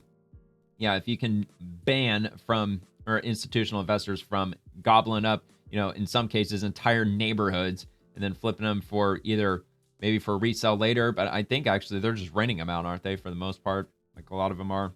Or they'll hang on to them in hopes that the housing market will just continue increasing so they can make money down the road, or profits on the housing or on the housing market. All right, so Congressman Gabe Evans, out of touch Colorado Dems continue to make life more expensive for Coloradans, pushing their extremist agendas and government overreach. That's why I voted for House GOP's Affordable Homes Act, lowering home prices and making homeownership attainable again. See what he has to say. Affordability is top of mind for my constituents, and this bill helps deliver. It cuts red tape by streamlining duplicative regulations for manufactured homes, which improves housing affordability for millions of Americans. This common sense approach is the exact opposite of what Colorado Democrats have done. Last year, Colorado adopted the Model Low Energy and Carbon Code, which forces home builders into electricity only for residential energy, along with demand response controls. What's demand response control? Literally the government requiring utilities have the power to lock you out of your thermostat, freeze your water heater, and turn off your lights in response to energy efficiency mandates. Yeah, it's all about climate change. That is government overreach my constituents cannot afford. Bills like the Affordable Homes Act helps fix the problem by cutting red tape, lowering costs, increasing the inventory of affordable homes. Well, yeah, because wind and solar ain't good enough. There's going to be times where there's just not enough electricity to go around. So for anybody out there who lives in those areas, yeah, they might just have to cut your power for a few hours. So that way, other people can have access to it too, which pretty much those who draw more water than others. So basically the ones who were used to being the haves, they get to take from the have-nots because, well, we need the electricity more than you do. All right, so Congressman Rudy Yackham, homeownership is the cornerstone of the American dream. Proud to join my fellow Hoosier friend, Rep. Huchin, in supporting the Affordable Homes Act to cut red tape, lower housing costs, and bring the dream of homeownership within reach for more Hoosier families. Hey, Hoosiers, Congressman Rudy Yackham here. I'm here with my good friend and Hoosier colleague, Aaron Houchin, where we just walked off the floor and passed the Affordable Homes Act. This is a bill that will consolidate the regulatory requirements for affordable homes like manufactured housing, which are made in my district, and will make houses more affordable. Aaron, tell us a little bit more about your bill. Well, thanks so much for the interest in the Affordable Homes Act. Thanks for your support. Thanks for speaking on the floor today about this bill. The Affordable Homes Act, it's pretty simple. We will cut government red tape. We will provide more clarity. In 2022, the Biden administration issued an energy efficiency standard that raised the cost of manufactured housing by $500 to $10,000 per door. This will eliminate that burdensome regulation, allowing more people to purchase their first-time home and give people a chance at the American dream. Here in Washington, we are cutting bad red tape and making homes affordable again. Well, I think America is just what the simple answer. How much are these manufactured homes going to cost on average? I mean, I get they're not all going to be the exact same, price, but 100,000, 120, 150,000. I think that's what everyday American, well, at least that's what I'd want the answer to. All right, yeah, you're cutting red tape, you're cutting this, cutting that. All right, so now that you got all that red tape out of the way, how much is it going to cost to buy one of these things? All right, Federal Reserve video message from Federal Reserve Chair Jerome H. Powell. This was only 3 hours ago. It already got almost 100,000 likes, so this must be one hell of a message. And just kind of interesting that he drops what seems to be a very important message like late on Sunday. I don't know why he would have dropped it at the end of the weekend when, it's not that nobody's paying attention. I mean, obviously 90,000 likes. That's a lot of people paying attention. 17 million views. So what are they like? My first thought is, okay, how much interest are they cutting? Because it sounds like a lot based on this. On Friday, the Department of Justice served the Federal Reserve with grand jury subpoenas, threatening a criminal indictment related to my testimony before the Senate Banking Committee last June. That testimony concerned in part a multi-year project to renovate historic Federal Reserve office buildings. I have deep respect for the rule of law and for accountability. Yeah, you spent way too freaking much, dude. No one, certainly not the chair of the Federal Reserve, is above the law. But this unprecedented action should be seen in the broader context of the administration's threats and ongoing pressure.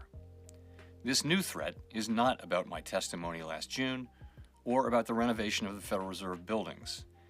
Shouldn't your lawyer be telling you that you shouldn't be talking about anything that you're a party of with regard to an ongoing investigation? This is probably not the best move for you to be doing this, dude. It is not about Congress's oversight role. The Fed, through testimony and other public disclosures, made every effort to keep Congress informed about the renovation project. Those are pretexts. The threat of criminal charges is a consequence of the Federal Reserve setting interest rates based on our best assessment of what will serve the public, rather than following the preferences of the president. Yeah, well, I know President Trump wants to bring interest rates down, especially with housing costs. That's only going to make the situation worse, I think. Look, we've already missed this boat years ago. The Federal Reserve, they should have jacked up interest rates to probably double digits just to try to, curb the skyrocketing cost of housing. Of course, they didn't do that. Instead, they went the opposite direction. I mean, interest rates dropped to damn near zero for a period of time. This is about whether the Fed will be able to continue to set interest rates based on evidence and economic conditions, or whether instead monetary policy will be directed by political pressure or intimidation. I have served at the Federal Reserve under 4 administrations. Oh, he's accusing Trump of intimidation. In every case, I have carried out my duties without political fear or favor, focused solely on our mandate of price stability and maximum employment. Public service sometimes requires standing... Dude, price stability. I'm assuming he's been the chair for the Federal Reserve, during COVID? Maybe not. Maybe he wasn't. Honestly, I can't remember. But yeah, if that's the case, yeah, they really fumbled things around a lot and really screwed up a lot because, we have a lot of high costs of living to deal with all that fallout. Firm in the face of threats. I will continue to do the job I will not be confirmed intimidated. me to do. Stop threatening me. And a commitment to serving the American people. Thank you. Yeah, while our costs of living were, uncontrollably screaming out of control, everything was going up like crazy. The Federal Reserve, they were spending billions of dollars, not millions, but billions of dollars, just giving themselves a nice, lovely facelift for the Federal Reserve's building, making it look just like an ungodly monstrosity. With all this money that they shouldn't have been spending on it, it should be just a plain white building. There's no reason they should be spending $1 billion on a freaking building. It's insane. All right, so what are the comments looking like? I'm just curious about this. I'll probably play this again on tomorrow's episode because I'm sure there's probably going to be a lot of people chiming in on his statement. This is not a threat. It's called judicial process. Don't lie to Congress. Don't get indictments. Resign, you crook. So I'm not deeply in the know with Jerome Powell. Not as much as I probably should be, but maybe I'll learn a little bit more about what's going on with that tomorrow. Anyway, Federal Reserve Chair Jerome Powell is in panic mode. Oh, yeah, he definitely is, because you know that his lawyers advised him, because if he's the subject of a criminal investigation, or if there's criminal indictments coming out or that could be handed down to him, you know his lawyers were like, dude, that is probably the worst idea you could do, is make some statement and accuse Trump of attacking you and intimidating you. So the Fed, which literally prints money from thin air, is immune to fraud. Give me a break. Happy hour is over. Open your books. Absolutely, they should be opening their books. They should have always been forced to keep their books open if that's the case, which it probably is. Resign now, you deep state puppet. People who know who you are don't care what you say. Most people don't know who you are. I mean, I know who he is. I just don't know, like the all the nitty gritty details that surround him. Resign, you twat. Pack your bags, old fart. We're going to see the Fed Teamster banks deleted, abolished. Worth reading. I mean, I think it's just like, and I'm sure there's a good reason behind it. Probably actually not a good reason behind it, that the president can't appoint somebody to chair the Fed. I don't know. I think it's probably a bad idea that the president doesn't have like any say so into who runs the Fed. All right, U.S. DOT rapid response. Secretary Duffy on making travel more affordable. The more competition that we have, the more routes from airlines like Alaska Air. With newer, nicer aircraft, the consumer is better served with better prices. And the more competition that we have with more routes from airlines like Alaska with newer, nicer aircraft, that means the consumer is better served with better prices, which is exactly what we want. Yeah, that'd be nice. Yeah, we'll have to see. HHS from January 9th. In 2005, Emily Kaplan, Emily Kumler-Kaplan, CEO, co-founder of the Broken Science Initiative in Metfix, the Clio Group, protector, author, dealmaker. She interviewed Dr. Mark Hegsted, co-author of the 1977 Dietary Goals, which became the first dietary guidelines for Americans in 1980, and guided federal nutrition policy for the next 45 years. When asked if he would have changed anything about the original guidelines in retrospect, Dr. Hegsted said, "I didn't think it was a very good report, frankly." And anyway, these are all quotes. It's going to be in this video clip, I'm sure, so we'll just give this a play. So this is back in 2005. 15 years ago, what I would do if I had to rewrite the dietary guidelines. And I said I would do two things. One, I would tell people to eat two servings of fish a week. And second, instead of just saying eat less sugar, we should have said eat less sugar and highly refined cereals. Yeah. Cereals meaning grains and breads? Flour. Okay. Because we said the increased consumption of whole grain cereals, but we didn't emphasize eating less of white flour. And why is that important? Well, it's for the reason you said. Then they said lower the fat intake. People eat a lot of stuff that has really low nutritional value. Anyway, that was a very controversial issue. And I thought we didn't really have enough information to support it. To support it on which to reduce the consumption of meat. Okay. It was like when Nick Montillo with the idea of trying to put together some sort of dietary guidelines for the American public in the mid-70s. Well, it didn't start that way. It started, with the McGovern Committee. Oh,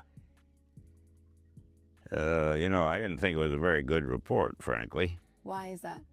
Well, it had a lot of stuff in there that I didn't think was,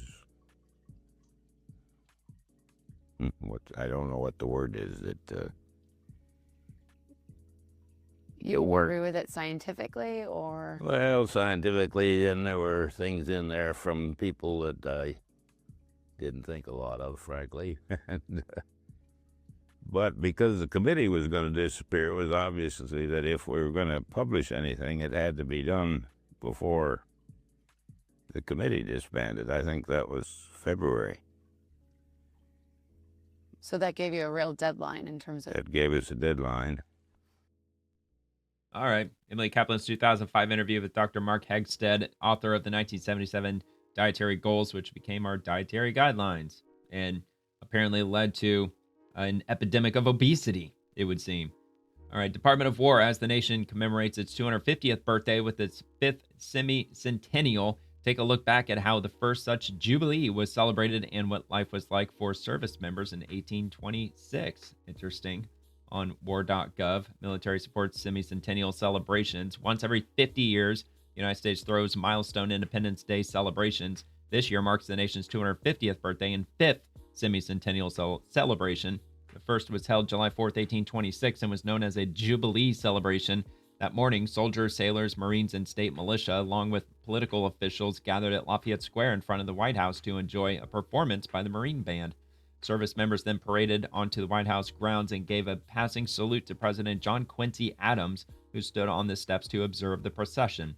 Afterward, military personnel escorted Adams, Vice President John C. Calhoun, and top-ranking military officers to the Capitol, where participants read the Declaration of Independence to commemorate a half-century of freedom from tyrannical British rule.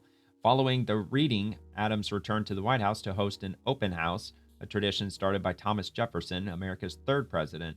That evening, Washingtonians celebrated the nation's 50th birthday with a massive fireworks display on the south lawn of the White House. Days later, the nation's Jubilee celebrations were overshadowed by news that both Jefferson and John Adams, America's second president, had died that day just hours apart.